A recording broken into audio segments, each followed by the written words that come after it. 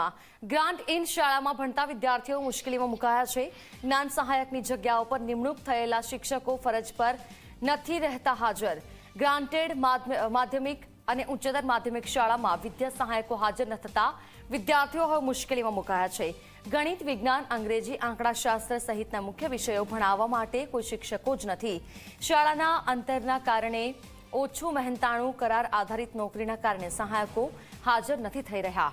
રાજ્યમાં 6000 જ્ઞાન સહાયકોની સામે માત્ર 4500 જગ્યાની ભરતીની જાહેરાત થઈ છે। મહત્વનું છે કે 4500ની સામે 50% જગ્યા ખાલી હોવાનો રાજ્ય શાળા સંચાલક મહામંડળે દાવો પણ કર્યો છે।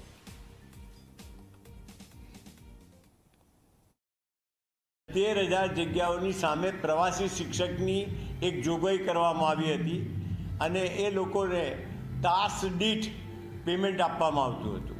પણ રાજ્ય સરકારને એમ લાગ્યું કે ભાઈ આ તાસ દીઠના બદલે આપણે આખા દિવસનો શિક્ષક આપીએ, એટલે એમણે આખા દિવસનો જ્ઞાન સહાયક આપવાની વિચારણા કરી અને આખા દિવસનો એટલે ફૂલ ટાઈમ જેને કહીએ એ શિક્ષક જે હતા, તો અમારી જરૂરિયાત જે હતી 6000 માધ્યમિકમાં, એની સામે માધ્યમિકમાં ક્વોલિફાય થયા 4000 અને 4000 ક્વોલિફાય થયા, એમાં 20% ઇન્ટરવ્યૂ આપવા જ ના ગયા, એટલે આજે 800 ત્યાં ઓછા થયા અને 20% એવા હતા કે જેણે ઓર્ડર લીધા અને ગામ જોવા ગયા તો ખબર પડી કે આ તો દૂર છે એટલે એ હાજર ના થયા। એટલે આ રીતે આજની તારીખમાં માધ્યમિકમાં અને ઉચ્ચતર માધ્યમિકમાં અડધો અડધ જગ્યાઓ અમારા ત્યાં જ્ઞાન સહાયકની ખાલી છે। માર્ચ મહિનામાં 10મા 12માની બોર્ડની પરીક્ષાઓ આવી રહી છે અને અમારી પાસે 11 12માં ઇકોનોમિક્સનો શિક્ષક ના હોય, અકાઉન્ટ્સનો શિક્ષક ના હોય, સ્ટેટિસ્ટિક્સનો શિક્ષક ના હોય, અરે જવા દો ઇંગ્લિશનો શિક્ષક ના હોય, એ અમારે ભણાવવાનું ક્યાંથી, એના પરિણામો ઓછા આવવાના। એ જ રીતે 10મામાં પરિસ્થિતિ, ગણિત વિજ્ઞાનના શિક્ષકો હાજર નથી થતા।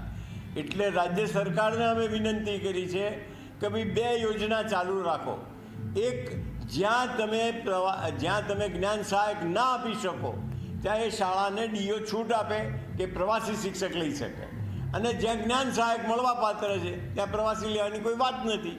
એટલે બાળકોના, ગુજરાતના બાળકોના શિક્ષણ માટે બી તમે આ નિર્ણય લો, એ ખૂબ જરૂરી છે।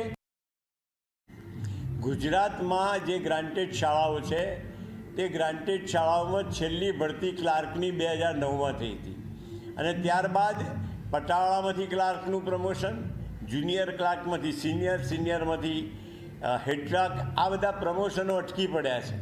અને એટલું જ નહીં, આજે રાજીનામું, નિવૃત્તિ અને મૃત્યુ થવાથી પણ ઘણી બધી જગ્યાઓ થઈ છે। એટલે અંદાજે 2000 કરતાં વધારે જગ્યાઓ રાજ્યની ગ્રાન્ટેડ શાળાઓમાં ક્લાર્ક પટાવાળાની ખાલી છે। ક્લાર્ક એ અમારું હૃદય છે, આચાર્ય એ અમારું એન્જિન છે। એટલે ક્લાર્ક એ ન હોય તો અમે કઈ રીતે શાળા ચલાવીએ, અને ક્લાર્ક જ આખી શાળાનો એમ સમજી લો કે વહીવટ કરતા હોય છે। એટલે એ સંજોગોમાં ક્લાર્કની ભરતી તાત્કાલિક થાય એ માટે અમે રાજ્ય સરકારને વિનંતી કરી છે। સુરતમાં સતત વકરી રહ્યો છે